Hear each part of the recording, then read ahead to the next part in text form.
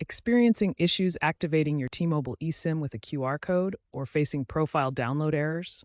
You're not alone. These problems often stem from device compatibility, software glitches, or network congestion. To start, ensure you have a stable Wi-Fi or cellular connection.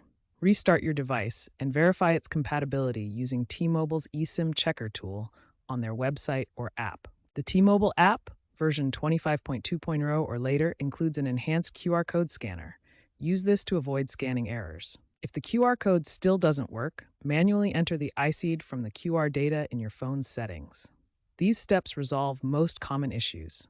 If basic troubleshooting fails, contact T-Mobile support for a manual profile push or temporary physical SIM swap.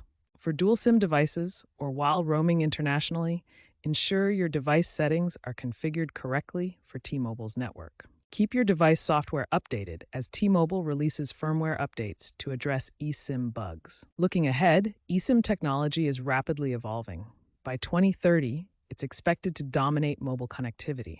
T-Mobile is actively working on AI-assisted diagnostics and improved encryption to reduce errors. If you encounter persistent issues, engaging with T-Mobile's support channels will provide personalized assistance.